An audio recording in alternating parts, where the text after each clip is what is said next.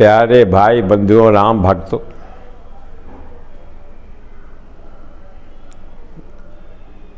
आप लोग मुझे कुछ राम पर कहने के लिए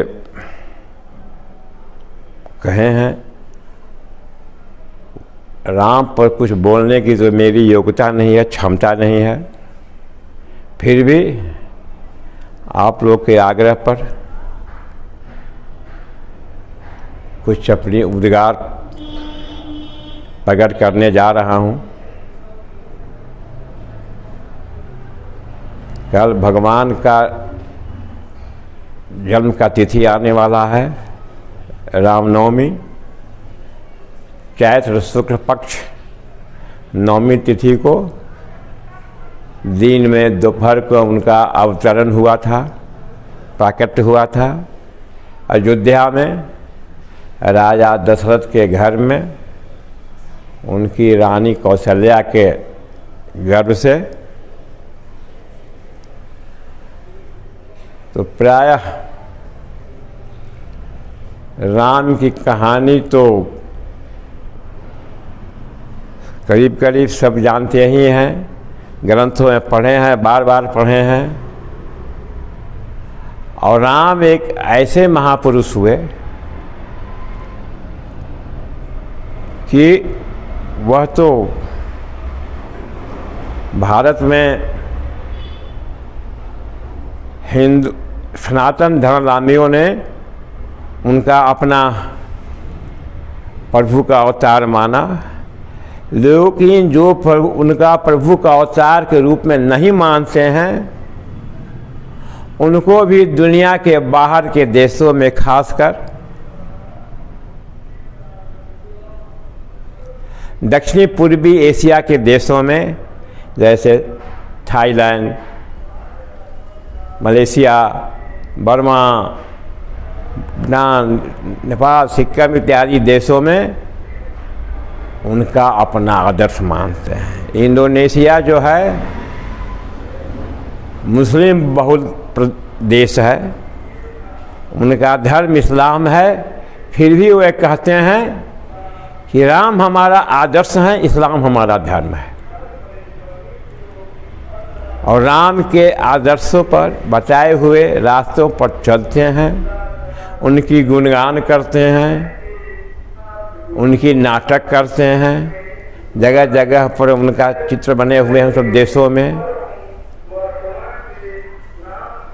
तो हमारे राम जो हैं, राम शब्द ही बड़ा प्यारा है। ये दो अक्षर से बना है, रा और म। इन दोनों शब्दों के उच्चारण करने में, बोलने में बहुत कम ही शक्ति का व्यय होता है, एनर्जी का व्यय होता है। बड़ा आसानी से शब्द निकल जाता है राम। और रा का मतलब होता है अंधकार, और म माने प्रकाश। तो जिसके नाम लेने से ही अंधकार मिट जाता है, वही राम है। बोलने में भी जब हम राम बोलते हैं तो मुंह हमारा खुल जाता है। रा बोलते ही मुंह खुलता है और म बोलते ही बंद हो जाता है। इसका हुआ कि रा बोलने से अंदर की अंधकार जो हैं, दुर्गतियां हैं, सब बाहर आ जाती हैं, और म से प्रकाश का द्योतक है, वह जो है बंद हो जाता है। तो राम ऐसे हैं कि कण कण के हृदय में प्रवाहित हो रहे हैं, बह रहे हैं। लेकिन ऐतिहासिक घटनाएं भी हुई।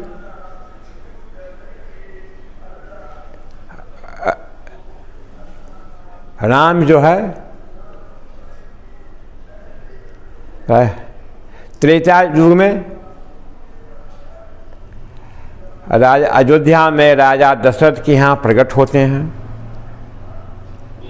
कुछ अपने यहाँ लीलाएं करते हैं और फिर अपना चले जाते हैं। तो राम एक ऐसे आदर्श पुरुष हैं उनका नाम है मर्यादा राम। तो एक साधारण व्यक्ति, उन्होंने अपनी संसार में आकर के अपने कार्यों से, कलापों से, विचारों से ऐसा किया कि एक साधारण जीव भी असाधारण होकर के मर्यादा पुरुषोत्तम कैसे बना जा सकता है, उसकी शिक्षा उन्होंने मानव समाज को दी है। और उनके बताए गए रास्तों से वो जो कार्य किए हैं उस पर चल करके, सोच करके अगर मानव चले तो मानव में पूरी प्रेम का धारा बह जाएगा, भाईचारा बहेगा, खून खराबा खत्म हो जाएगी और पूरी संसार में शांति छा सकती है। इसी चीज़ की शिक्षा जो है उन्होंने अपने कर्मों से, उपदेशों से हम लोगों को दिया है, करके दिखाया है। और आज की हम उसी की प्रशंसा भी करते हैं। क्या खोजते हैं भाई? राम राज्य की कल्पना करते हैं। इसमें कहीं दुखों का अभाव नहीं था, सब लोग भाईचारे से रहते हैं, भाई भाई में झगड़ा नहीं था। वो 4 भाई थे, सबों में बड़े राम थे। उसके बाद दूसरे भाई का नाम भरत, तीसरे का लक्ष्मण और छोटे का शत्रुघ्न था। लेकिन चारों का प्रेम देखिए, चारों भाई जो हैं संपत्ति नहीं लेने के लिए आपस में प्रेम युद्ध करते हैं। बड़ी आश्चर्य की बात है। आज के ज़माने से अगर देखें तो आज हम भाई भाई कहते हैं और 2-2 पैसे के लिए, 2-2 गज की ज़मीन के लिए एक भाई से दूसरे भाई का मूड़ी तक काट दे रहे हैं। और वह जब उनके पिताजी ने उनको जब गद्दी पर बैठाना चाहा तो वह आश्चर्यचकित हो गए। कहते हैं कि क्या? अरे हमारे चारों भाइयों का जन्म एक समय में हुआ, थोड़ी सी सेकेंड और मिनटों का फर्क है जन्म में। तो कैसा रीति है आज का कुल का कि बड़ा ही भाई जो है राजा बनेगा, छोटे भाई उस सबके सेवक रहेंगे। यह तो मुझे अच्छा नहीं लग रहा है। यह तो मौका सभी भाइयों को देना चाहिए और सबों को बराबर। वो कहते हैं कि हमसे जो तो हमारे दूसरे भाई हैं उनको दिया जाए। तो छोटे भाई कहते हैं कि अरे भैया, इसके अधिकारी आप हैं, मैं इसका कैसे पर बनूं? ये तो आपका हक है। तो चारों भाई संपत्ति नहीं लेने के लिए प्रेमा युद्ध करते हैं, पुढ़ातु युद्ध नहीं करते हैं, अस्त्र शस्त्र नहीं चलाते हैं, प्रेम की वार्तालाप करते हैं।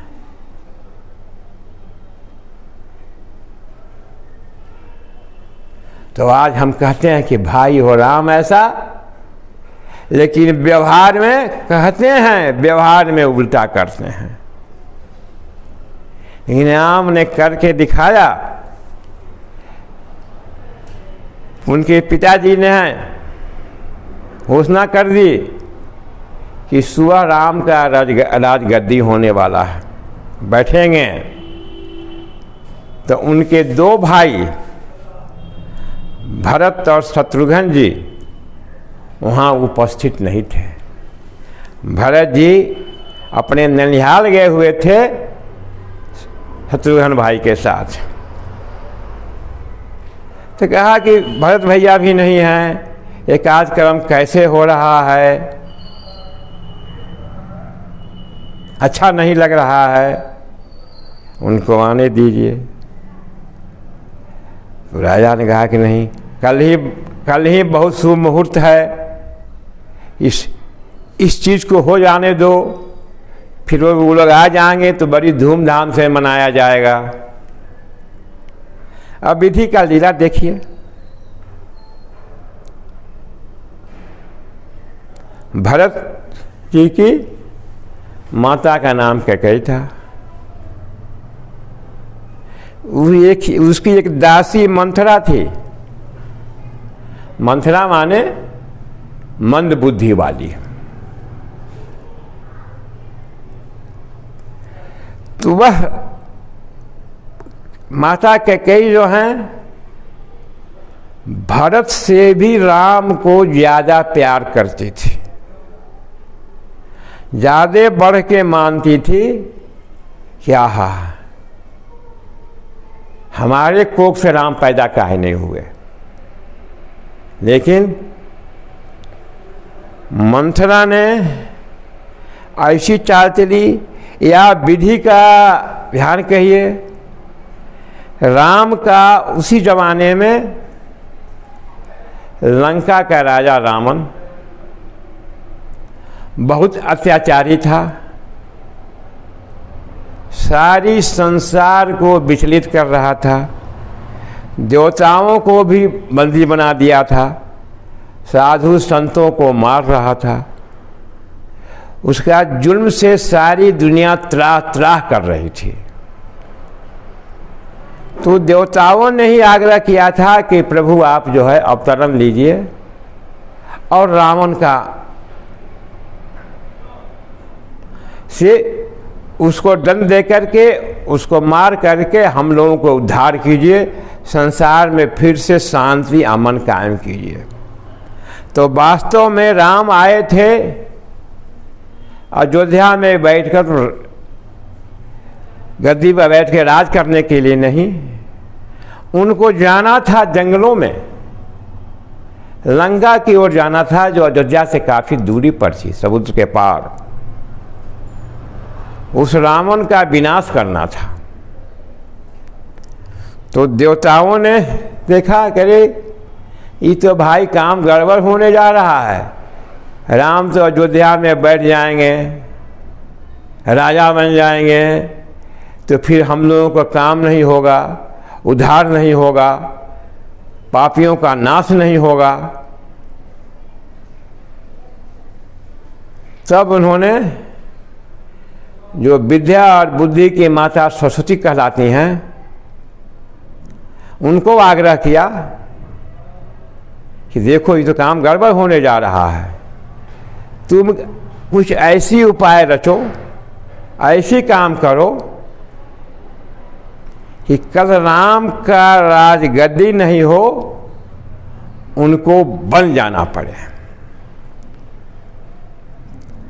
तो सरस्वती जी तो पहले राजी नहीं हो रही थी, लेकिन देवताओं के राजा इंद्र ने उनको बहुत समझाए कि देखो भाई, थोड़ी सी तुम अपने पर अबलस लेकर के भी ये काम करो, लेकिन इससे कल्याण होने वाला है संसार का। तो राजी हुई आई। तो देखा भाई कि यह मंद बुद्धि की मंथरा है, तेज तरार जो बुद्धि विवेकमान है, वो तो जल्दी हमारी बातों में फंसेगा नहीं। तो मंथरा को अपनी कुशलता से उसकी बुद्धि को भ्रमित किया। उसने माता कैकेयी को, जो राम को बहुत मानती थी, राम को बहुत प्रिय थे, ऐसा उसको बुद्धि ज्ञान को बुद्धि सिखाया। इतना राम और रानी कौशल्या का शिकायत बतियाई कि देखो राम राजा बन जाएंगे, कल से तुमको दासी बन के रहना पड़ेगा। कौशल्या जी तुमको अपनी दासी बना लेगी, उनको पैर दबाना पड़ेगा, भरत जी को नौकर बनना पड़ेगा। तब तो पहली तो बात सुन के कौशल्या माता के कई बड़ी बिगड़ी। फिर भी अंत आते आते माता कैकेयी का माथा भी कैकेयी ने फेर दिया। और याद आया, देखो एक बार देवताओं के असुरों से युद्ध हो रहा था, उसमें देवता लोग हार रहे थे, तो उन लोगों ने, राजा दशरथ भी बहुत सूरवीर थे, उनको बुलाया था। दशरथ की ओर से वह युद्ध में शामिल हुए थे, राक्षसों को परास्त किए थे। उस समय माता कैकेयी भी उनके साथ थी।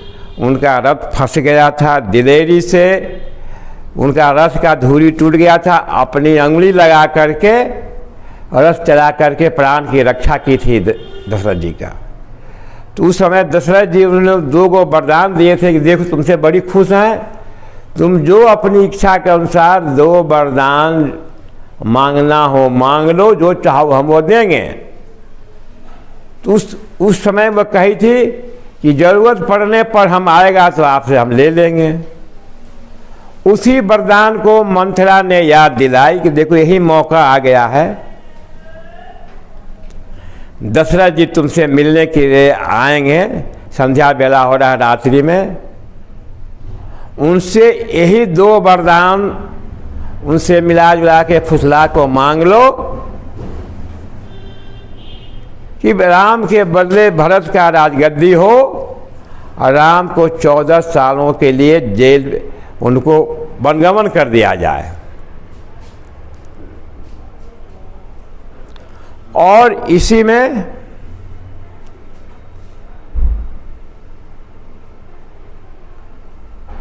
आया, राजा दशरथ आए,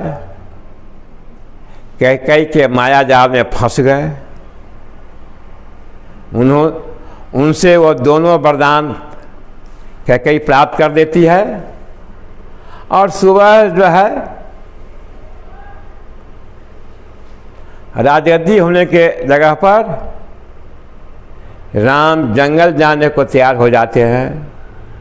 उनके साथ हट करके उनकी पत्नी भी जाने को तैयार हो जाती है। भाई लक्ष्मण जो उनके बिना रह नहीं सकते थे, वो भी तैयार हो जाते हैं और वह वन को चल पड़ते हैं। और राजा दशरथ राम के बिना वह रह नहीं सकते थे, तो राम के वियोग में दशरथ जी अपने प्राण त्याग देते हैं। भरत जी नहीं थे, भरत जी को सूचना भेजी जाती है। वह मामा घर से आते हैं, यहाँ के स्थिति देख कर के व्याकुल हो जाते हैं, क्या हो गया। उनके गुरु वशिष्ठ माता सब लोग उनको जो है से कहते हैं बेटा होना से हो गया, अब राज गद्दी जो है सो अभी शून्य हो गया है, प्रजा को पालन करना होगा, तुम राज सिंहासन पर बैठो। भरत जी तैयार नहीं होते हैं, ना ना अरे ये भैया का है, उस पर मैं कैसे बैठूं। मैं तो अब इस सारी कलंक हमको पर आ गया कि हमारे चलते जो है भैया को और भाभी को, भैया लक्ष्मण को वनगमन करना पड़ा। कि कभी हमको चैन होगा, कभी हमको नींद आएगी, इस गद्दी पर हम बैठ जाएंगे। तो अब तो जब तक जाके भैया राम से, भाभी सीता से मैं नहीं मिलता हूँ, तब तक मुझे चैन नहीं है। पहले आप लोग हमको उनके पास जाने दीजिए। सुबह मैं प्रस्थान कर रहा हूँ। तो उनके साथ सारी अयोध्या की प्रजा भी तैयार हो जाती है, सब माताएं भी तैयार हो जाती है। राम को मनाने के लिए जंगल में चल पड़ते हैं। चित्रकूट में ठहरे हुए थे राम जी वहाँ जंगल में वहाँ पहुँचते हैं, बहुत बैठकें होती है, आरजू मिनती होती है राम को मनाया जा चलने के लिए। राम बड़े असमंजस में हैं। वशिष्ठ जी वगैरह उनके ससुर सास भी जनकपुर से वहाँ पर पहुँच गए थे, लेकिन फिर भी अंततः राम ने सब भार छोड़ दिया भरत जी पर कि भैया अब भरत जो कहेगा वही होगा। अब यहाँ पर भरत जी धर्म संकट में पड़ जाते हैं। राम जी कहते हैं कि देखो भैया, पिताजी अपनी सत्य की वचन को रखने के लिए प्राण गंवा दिए और उन्हीं सत्य की उनकी प्रतिष्ठा को मान रखने के लिए मैं जंगल में आया हूँ। तो ऐसा काम करो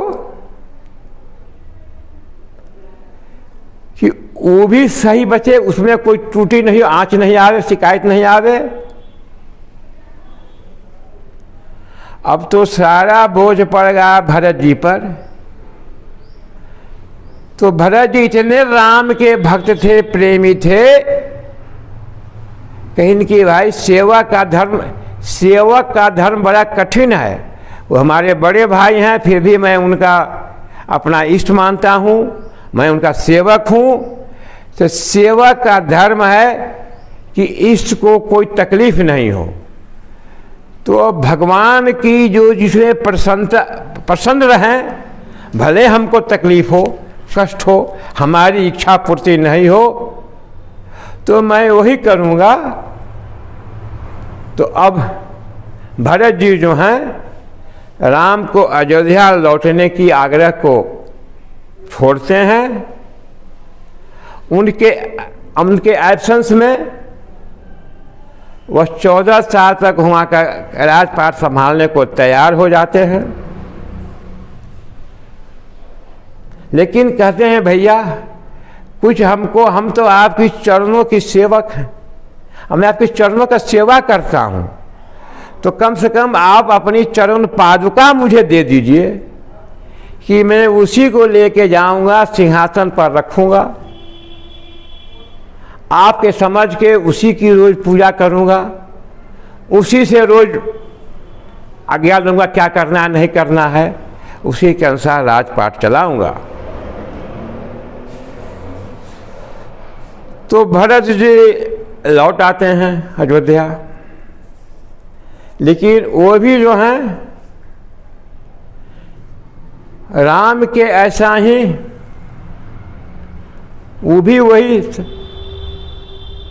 वेशभूषा बना लेते हैं, जटा बढ़ा लेते हैं, लंगोटी पहन लेते हैं, और एक जमीन के अंदर गड्ढा खोद के उसी में रह जाते हैं और अयोध्या की नगरी में ठाट बाट में नहीं जाते हैं। वो सारा काम अपने भाई छोटे शत्रुघ्न पर छोड़ देते हैं। शत्रुघ्न जी की जिम्मेवारी हो जाती है कि पूरी राजकाज को संभालो, प्रजा को खुश रखो। अब भरत जी राम साधु बन जाते हैं, सीता माई साधु बन जाती है, लक्ष्मण साधु बन जाते हैं, भरत जी भी साधु बन जाते हैं। अब एक छोटा भाई बच गया शत्रुघ्न। शत्रुघ्न कहा कि तो बड़ा अब मेरे लिए बड़ा धर्म संकट हो गया, 3 भाई तो साधु बन गए, अब घर परिवार राज को कौन देखेगा, अगर मैं भी साधु बन जाता हूं। तो वह साधु बनना छोड़ करके पूरी और निष्ठा भक्ति के साथ कहा कि मैं तो छोटा हूं, कुछ बोल भी नहीं सकता हूं, कुछ कह भी नहीं सकता हूं। तो उन्होंने सभी कष्टों के सह करके 14 साल तक प्रजा को सुखी रखने के लिए, माताओं के सुखी रखने के लिए सब कार्य करते हैं। और ऐसी व्यवस्था काम करते हैं कि विशाल हो जाती है कि जब राम फिर लौट के आते हैं, राजगद्दी पर बैठते हैं, तो उनको किसी प्रकार की कोई गिरभ्यांश कमी नहीं मिलता है। उन्होंने कोषांग भी बढ़ा दिया था, जैसे आजकल होता है हमारे के यहाँ। जो एक नई सरकार आती है, बैठती है कुर्सी पर, कहती है का पिछली सरकार तो खजाना खाली करके गया, मैं क्या करूं, लाचार हूं। और दशरथ जी के समय में जितनी खजाना भरी हुई थी, 14 साल में शत्रुघ्न जी ने 10 गुना उस खजाना को भर के बढ़ा दिया था कि राम आए तो कहने का मौका नहीं मिले कि मैं क्या करूं, खजाना खाली है। तो वैसे भाई शत्रुघ्न थे। इसीलिए कहा गया है कि राम का धर्म सामान्य धर्म था। अब उसके बाद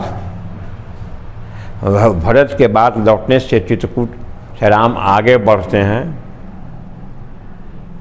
आगे में वह जो है बढ़ करके वहाँ पर और ऋषियों से मिलते हैं। आगे जाके बसते हैं तो रावण की एक बहन है शूर्पणखा। उस शूर्पणखा आती है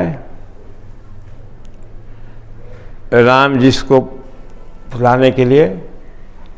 दोनों भाइयों कहता है कि हम बड़ी भी सुंदरी हैं, हमसे आप लोग शादी कीजिए। शादी की उसकी आग्रह को नहीं मानते हैं तो शूर्पणखा अपनी विकराल रूप दिखाती है। लक्ष्मण जी उसको नाक काट देते हैं। वह रोती हुई लंका जाती है, भैया से अपनी शिकायत करते हैं, कैसा आपका राज है, आप यहाँ मौज मस्ती में हैं, देखिए हमारा नाक कट गया। वह सुन करके रावण बड़ा क्रोधित होता है कि कहा कि उसकी पत्नी सीता अति सुंदर है, उसको यहाँ ले आइए तो आपको जो है नाराज। तो अब रावण जो है सीता को हरण का प्रस्ताव बनाते हैं। वह जाते हैं, मारीच एक राक्षस है, उसको कहते हैं कि चलो। वह मृग का रूप बनाता है, सोने का मृग बन जाता है। सीता जी उस पर देख के मोहित राम को कहते हैं कि सोने का चमड़ा हमको चाहिए। राम जी उसको निकलते हैं मारने के लिए, उनको बहला के दूर तक ले जाता है। उसी बीच में हमारा रावण पहुंच जाता है,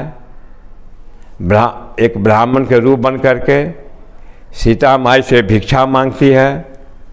और जाते समय लक्ष्मण जी एक रेखा खींच दिए थे कुटी के चारों ओर। माता को कहे थे कि देखो माता, कुछ भी हो जाए इस रेखा को पार मत करना। और रावण तो बड़ा विद्वान था, समझ गया।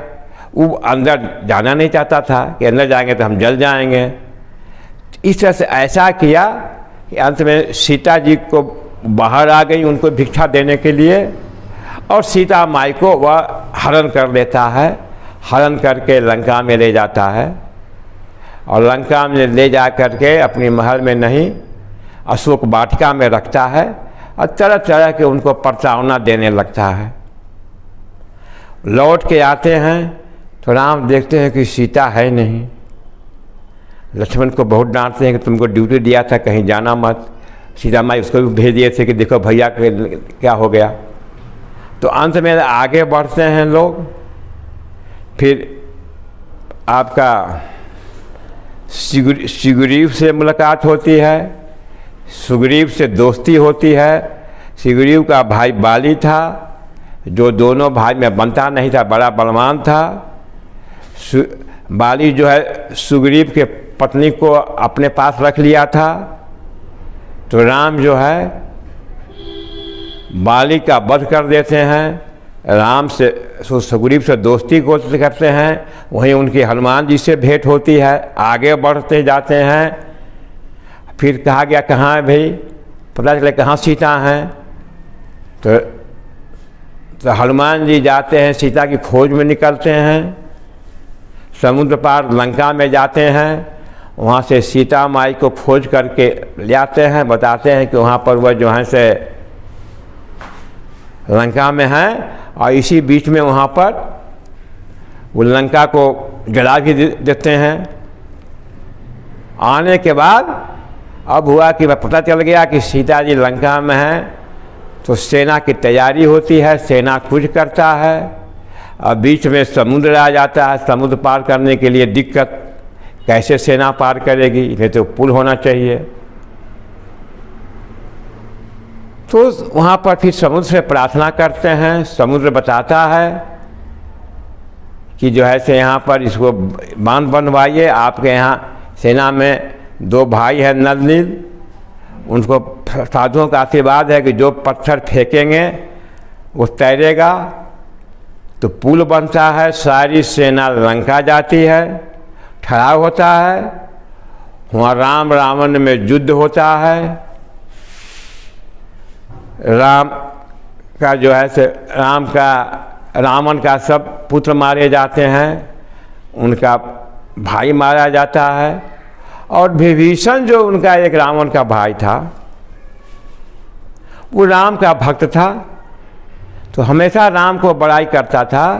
तो रावण ने उसको दुत्कार दिया था कि जाओ, तो राम की तरफ आ गया था।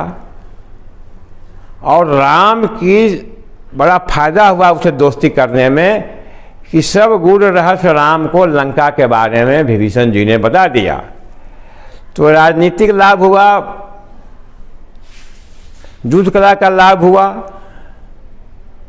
तो अंततः सब उसके राक्षस मारे जाते हैं, भाई पुत्र मारे जाते हैं। अंत में रावण भी मारा जाता है। सीता जी को फिर वहाँ पर विभीषण को राजा बना दिया जाता है लंका का। राम फिर लौट कर आते हैं, अवधि समाप्त होने पर है। यहाँ पर उनकी एक दिन बाकी था, यहाँ सब लोग बड़े खुश होते हैं। राम जी को राजगद्दी बैठाया जाता है और पूरी अयोध्या में शांति छा जाती है। आराम से जो है सो वहाँ पर राम राज्य करते हैं।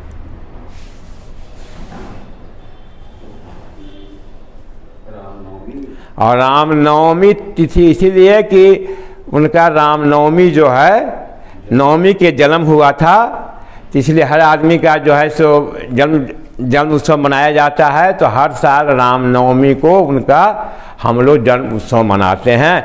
जो कल रामनवमी है वो अभी संयोग से हमारे देश में भी उनकी एक भव्य मंदिर नहीं था, तोड़ करके मस्जिद बना दिया गया था।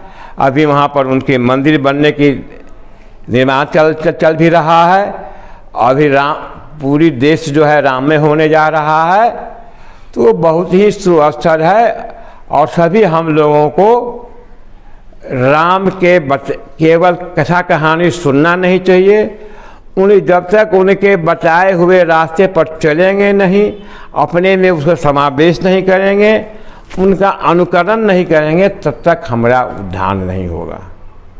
कि राम के रास्ताओं पर चलें, उनके कार्यों को करें, तो आपस में भाईचारा बढ़ेगा, प्रेम बढ़ेगा, पूरी दुनिया में शांति होगी। बोलो सियावर रामचंद्र की जय, पवन सुत हनुमान की जय, भोले शंकर बाबा की जय।